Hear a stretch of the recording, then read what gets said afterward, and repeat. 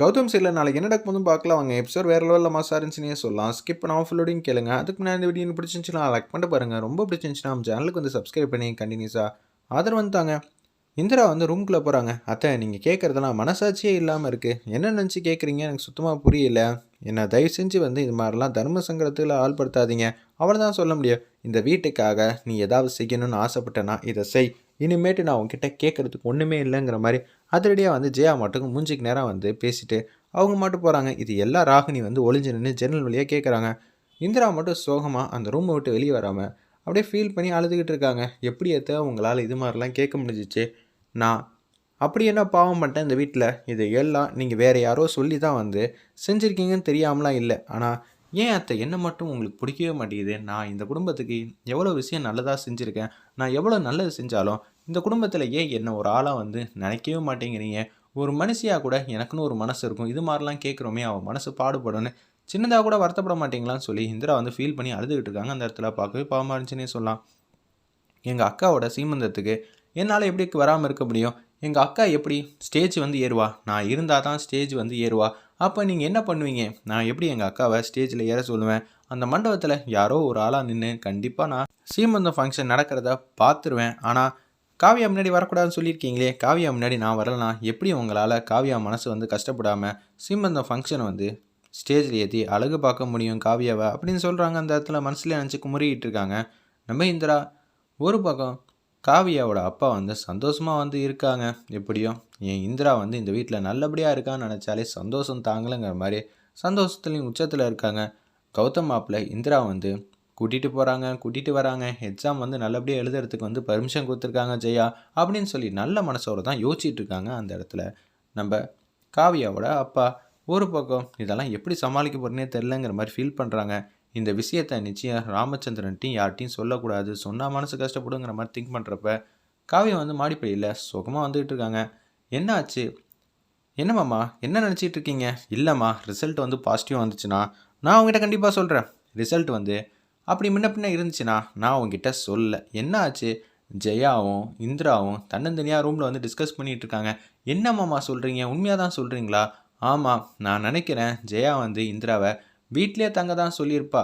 ஏன்னா அவள் கொஞ்சம் ரோசக்காரியாச்சே. பப்ளிக் பிளேஸில் அசிங்கப்படுத்துகிற மாதிரி பேசிட்டு ரூமுக்குள்ளே போயிட்டு அவள் மன்னிப்பு கேட்டிருக்கலாம். முன்னோடனே நீ இங்கே தங்கியிருக்கலான்னு கூட சொல்லியிருக்கலாம். என்ன நடந்துச்சுன்னு சரியாக தெரில. ஆனால் ஏதோ ஒரு விஷயம் பாசிட்டிவாக தான் நடந்திருக்குன்னு நினைக்கிறேன். நான் இப்போ தான் ஜெயாவை கீழே பார்த்தேன். அப்போ நான் அத்தை கீழே இருக்கிறப்ப இந்திரா மட்டும் தானே தன்னந்தனியாக இருக்காங்க. அப்போ நான் போய் பார்க்க வேண்டியதானே? நல்லா தெளிவாக தான் சொல்கிறியாம்மா, உனக்கு தெரியுமா அப்படின்னு சொல்லி கேட்குறாங்க. வாங்கம்மா போய் பார்க்கலாம். காவியா சொல்கிறதெல்லாம் கரெக்டாக தான் இருக்கும், வாங்கன்னு சொல்லி உள்ளே போய் பார்க்கலான்னு சொல்லி கௌதமும் உள்ளே போகிறாங்க. ஃபீல் பண்ணி அழுதுகிட்டு இருந்தவங்க யாரோ வரதை தெரிஞ்சோன்னே அழுவறதெல்லாம் தொடச்சிட்டு அப்படியே வந்து கேஷுவலாக நிற்கிறாங்க. என்னம்மா ஆச்சு? இல்லை ஜெயா என்ன சொன்னோம் உங்ககிட்ட?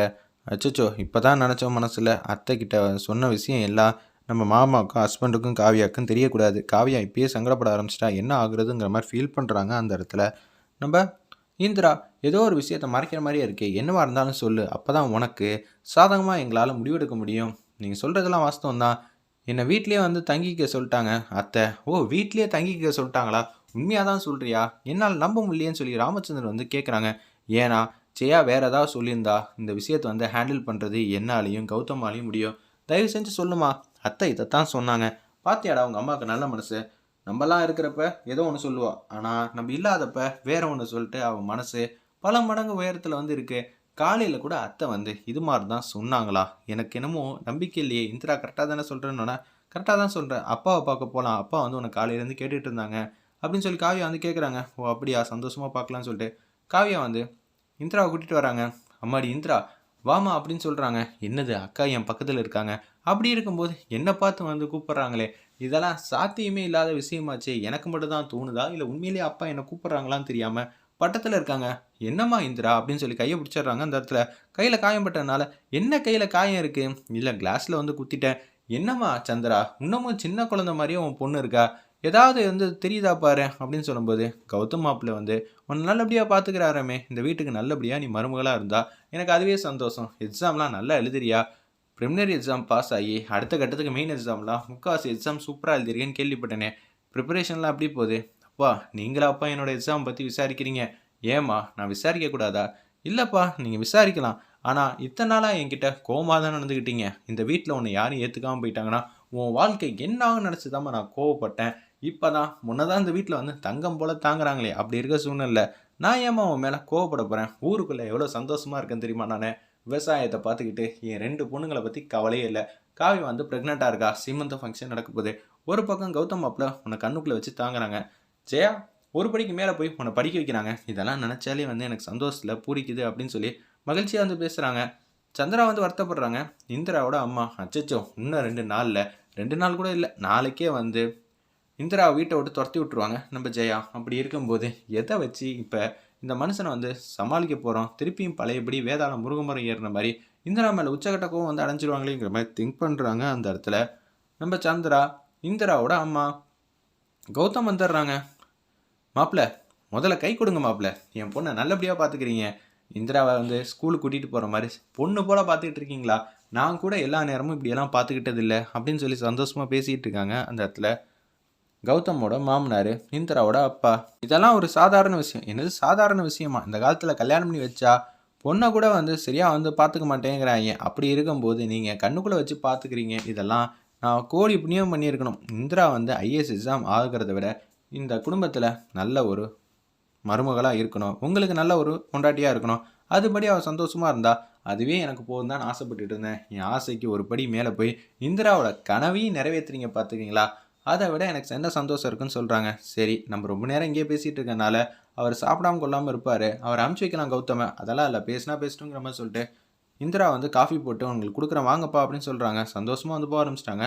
நம்ம இந்திராவும் கௌதமோட மாமனார், இந்திராவோட அப்பாவும் வெளியில் வந்து போகிறாங்க. ஒரு பக்கம் இதெல்லாம் நான் என்ன சொல்கிறதுன்னு தெரில. இவ்வளோ நேரம் வந்து இந்திரா கிட்டலாம் மூஞ்சி கொடுத்தா கூட பேச மாட்டாங்க. அப்படி இருக்கும்போது இவங்க 2 பேர் சந்தோஷமாக போகிறாங்க. ஆனால் நாளைக்கு ஜெயா சொல்கிறத பார்த்தா எனக்கு வருத்தமாக இருக்குது. உடனே வந்து உண்மையை வந்து போட்டு உடச்சிட்றாங்க. அந்த இடத்துல கௌதமும் நம்ம காவியாவும் சிரிச்சுக்கிட்டே இருக்காங்க. என்ன நீங்கள் நாங்கள் சோகமாக இருக்கோம் சிரிச்சுட்டு இருக்கீங்க? ஜெயாத்தை வந்து முடிவை மாற்றிக்கிட்டாங்க. இந்திராவை தனியாக கூப்பிட்டு பேசிட்டாங்க. வீட்டிலே இருக்க சொல்லியிருக்காங்க. என்னது வீட்டிலே இருக்க சொல்லியிருக்காங்களா? இது எப்போ சாத்தியமாச்சு? காலையில் வரைக்கும் கோவமாக தானே இருந்தாங்க. இந்திரா தான் போய் சொல்லியிருக்காங்களே, அதெல்லாம் உண்மைன்னு சொல்லி கௌதமும் காவியாவும் பேசுகிறாங்க. அந்த இடத்துல இது நம்ம கௌதமுக்கும் காவியாவுக்கும் தெரியாது. உண்மையாக தான் சொல்கிறீங்களா? கௌதம் ஃபேஸில் எவ்வளோ ஹாப்பினஸ் இருக்குது பார்த்தீங்களா? இந்த விஷயத்தில் கௌதம் மல்லு கட்டணும்னு நினச்சாங்க அவங்க அம்மா கிட்ட. ஆனால் இந்த வாட்டி அதெல்லாம் தேவையே இல்லை, ஜெயாவே சொல்லிட்டாங்க அப்படின்னு சொல்லும்போது சந்தோஷத்துலேயும் உச்சத்தில் இருக்காங்க. இந்திராவோட அம்மா நம்ம சந்திரா மாடிப்படியில் கேஷுவலாக ஏறிக்கிட்டு இருக்காங்க. இந்திரா அப்பன்னு பார்த்து இந்திரா வந்து கலாய்க்கணும்னு சொல்லிட்டு நெகட்டிவாக பேசிக்கிட்டே இருக்காங்க. இதெல்லாம் கேட்டு கேட்டு காதில் புளிச்சு போச்சுன்னு சொல்லி செம்மையாக வந்து காமெடி பண்ண ஆரம்பிச்சிட்டாங்க. நம்ம இந்திரா சிரிக்க ஆரம்பிச்சிட்டாங்க.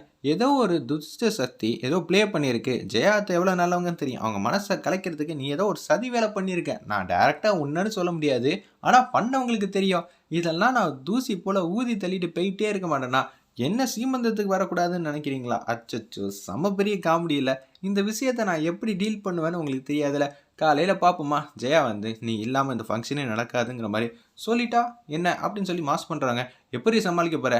அட போங்க அத்தை, ஷாப்பிங் பண்ணோமா, அந்த ட்ரெஸ்ஸை போட்டுட்டு வந்தோமா, அப்படியே வந்து சுற்றிக்கிட்டு இருந்தோமான்னு இருக்கணும். தேவையில்லாமல் காவியாவோட வாழ்க்கையிலையும் என் வாழ்க்கையிலையும் சும்மா சும்மா வந்து கேம் விளாண்டுக்கிட்டு இருந்தேன். நான் அப்புறம் உனக்கு இந்த வீட்டில் ஒரு ஸ்கொயர் ஃபீட் இடம் கூட கொடுக்க மாட்டேன், அடித்து துரத்திடுவேங்கிற மாதிரி இந்திரா